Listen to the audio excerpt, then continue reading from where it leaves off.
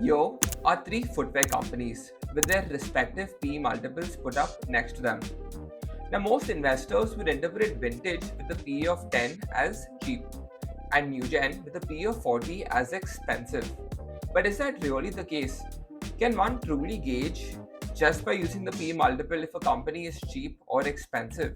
Because in fact, new gen with a PE of 40 could be a bargain, and vintage with a PE of 10 could be a trap. Other things investors also need to consider when investing in a company are the quality of its earnings and its growth prospects. So, is this something that we can learn about through the PE multiple, or do we need to look elsewhere? Well, to answer these questions is exactly why we are here today. Hi, my name's Bjorn Fonseca. Welcome to Clover Capital.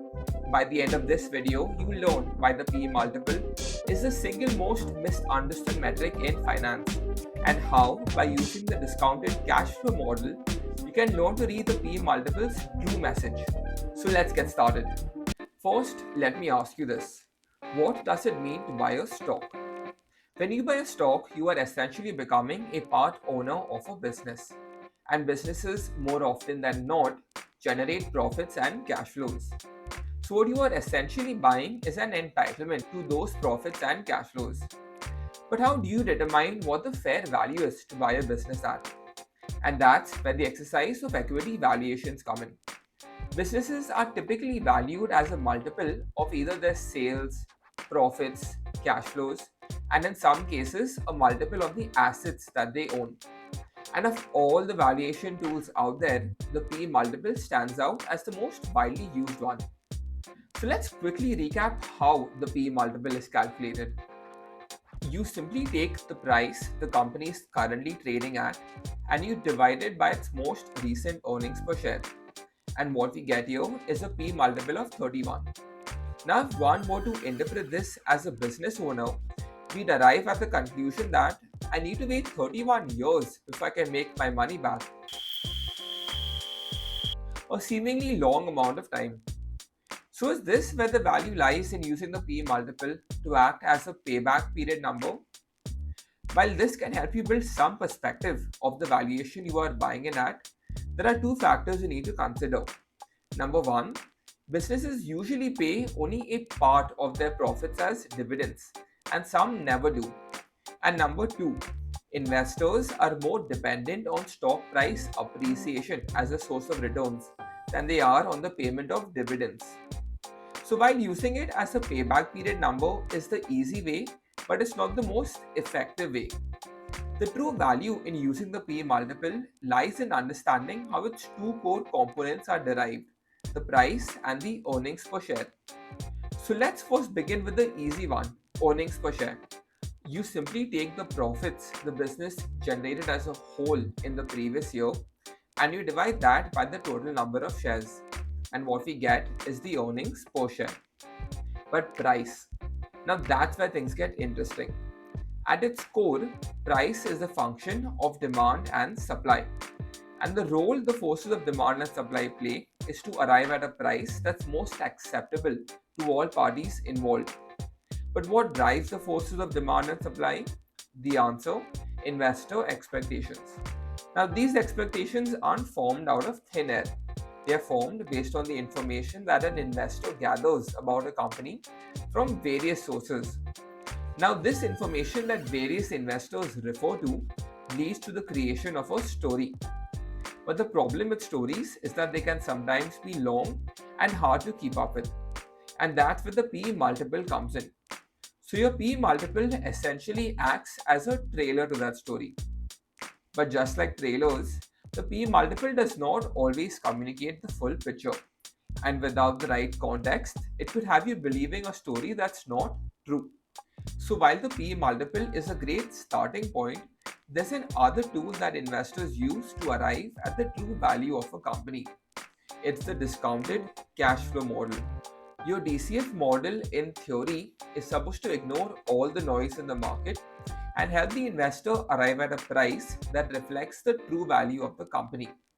This price is also known as the company's intrinsic value. Therefore, just as your P multiple acts as your trailer, your DCF model acts as your fact checker.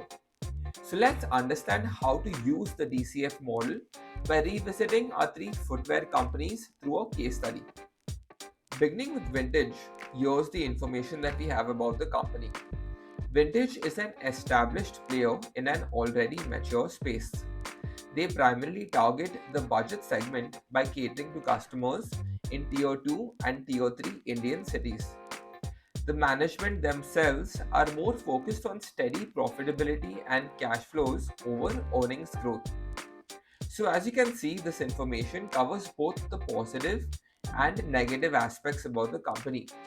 And using this information, we can arrive at the following variables: the company's expected short term and long term growth rate, the stability or predictability of its cash flows and profits, and the appropriate cost of capital for the underlying business risk that exists. And now we can finally use these variables and factor them into our discounted cash flow model to arrive at the intrinsic value for the company. So let's see these three variables in action. First, we have the short term growth rate to estimate the company's cash flows over the next 5 years. Now, this 5-year period is not a rule of thumb, but a result of general market practice. Then, we have the long term or the sustained growth rate to calculate how much value the company could accrue beyond the 5-year mark. And finally, the appropriate cost of capital or the discounting factor to calculate the present value of the estimated future cash flows. Now, based on the information that we have on Vintage, here's how we can arrive at these three variables. Vintage is an established player in an already mature space, limiting future growth potential. Also, customers in the budget segment are very need based, so volume growth is also weak. These factors limit growth forecast to a meager 3% over the short term and 2% over the long term. Now, coming to its underlying business risk. Because Vintage operates in the budget segment, it's very difficult for it to pass on 100% of the increase in inflation in its cost of manufacturing onto the end customer. This hurts its profit margins. And second, due to a lack of differentiation, it's very easy for customers to switch to other competitors within the budget segment. This leads investors to assign a relatively higher cost of capital. Now, when we input these factors into our discounted cash flow model, what we arrive at is an intrinsic value of 1856 per share, and divided by its 2025 earnings per share, what we get is a P multiple of 10. Now, at a PE of 10, investors see Vintage as a stock with bond-like properties, stable, somewhat predictable cash flows, but very limited upside potential. Next, moving on to Urban Kicks. Now, Urban Kicks is a fast-growing sneaker brand targeting premium customers. The primary focus for the company, sales growth. The management themselves are very optimistic about the future growth prospects. So let's see how does this factor into the DCF model for the company. With a differentiated lifestyle product, the company enjoys a certain brand premium. This, partnered with their aggressive marketing campaign, plays a massive role in boosting sales. Hence, we can use the management's forecasted high growth rate within our model. As for the risk, the company is well insulated from any loss in market share due to its differentiated offering and high customer loyalty. And second, because they operate in the premium segment, it's very easy for them to pass on any increases in the cost of production onto the end customer, thus protecting their profit margins. And for these reasons, investors would assign a relatively lower cost of capital. And the output of these factors leads to a P multiple of 25. At a P of 25, here's the story that investors have about the company. They see Urban Kicks as a premium consumer play with sustainable growth and a reliable brand moat, worthy of a valuation premium over its peers. And finally, moving on to NewGen. NewGen is an AI-driven footwear company integrating wearable technology into shoes. They've also partnered with Apple and Fitbit, ensuring quick and seamless adoption for their product. So, for a company like NewGen that's not just participating in but redefining what it means to be a footwear company, gets investors excited. But it doesn't end there. By further expanding into international markets, they extend their growth runway long into the future. All these factors result in exceptionally high growth expectations for the company relative to its peers. However, certain risks do exist. To make such a revolutionary product successful, the execution risks are quite high, but a novel and differentiated offering adds a level of optimism. This results in a assigned cost of capital higher than OpenKicks but lower than that of Vintage. So a combination of extremely high growth expectations along with a moderate cost of capital results in a PE multiple of 40. Now at a PE of 40, here's the story that investors have about NewGen.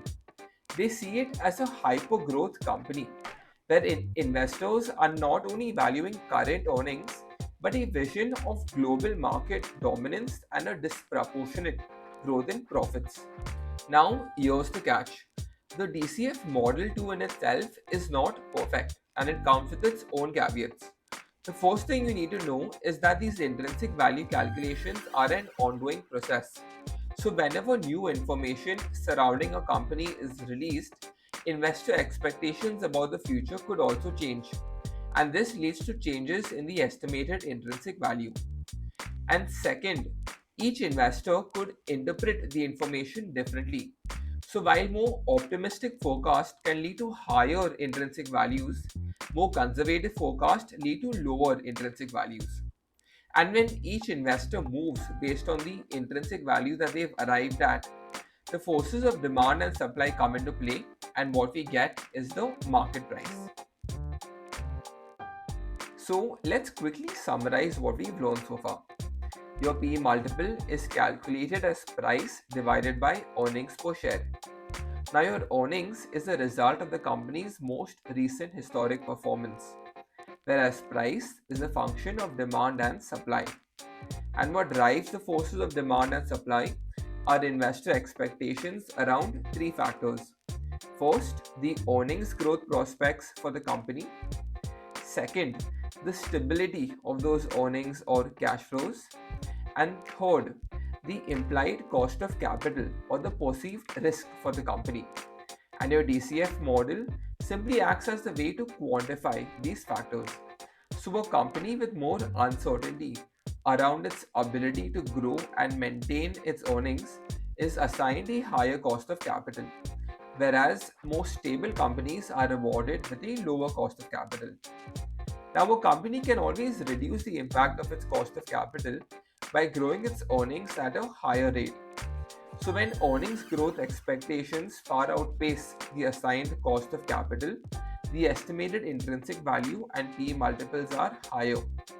Whereas, if earnings expectations are lower than the assigned cost of capital, the estimated intrinsic value and PE multiples fall. Perfect. So now that we know how the mathematical calculations behind the EPS and the DCF model result in a PE multiple, let's also understand the intuition behind the resulting PE multiple. Now, as an investor, what's going to help you sleep better at night are two things. Number one, the company that you've invested in has the ability to grow its earnings at an appropriate rate.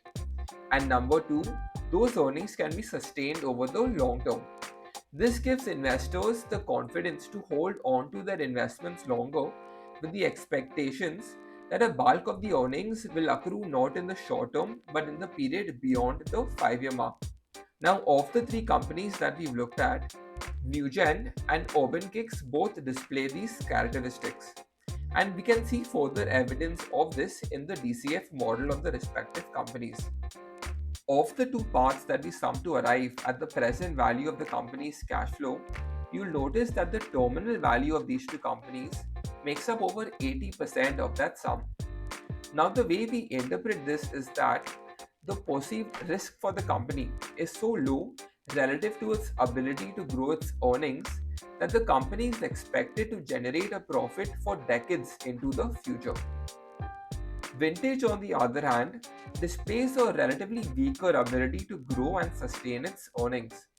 As a result, investors would want to recoup as much of their investment as quickly as possible, and would be conservative about paying for returns beyond the 5-year mark. To visually understand this, you can think of two lakes, one with crystal clear waters and the other with muddy waters. Now, when the water is clear, you know for certain what is lying below the surface of the water and can comfortably swim away from the banks of the lake. On the other hand, when the water is muddy, you really can't tell what's lying below the surface and would exercise caution by swimming closer to the banks of the lake. Well, that's exactly how the PE multiple functions. A lower PE multiple could tell us that the business has certain underlying risk that reduces investor certainty about the company's future profitability. On the other hand, a higher PE multiple could indicate that a business is perceived to be so stable that it is expected to continue generating a profit for decades into the future. And the high PE multiple is simply the investor's willingness to pay for those profits. So the next time you see a stock's PE multiple, don't forget to ask three questions. Number one, how far into the future are the earnings being priced in? Number two, how severe are the underlying business risk? And finally, can the company realistically sustain its earnings growth rate over the long term? And there you have it, an intuitive and holistic understanding of the PE multiple. So if this video changed how you see the PE multiple, don't keep it to yourself.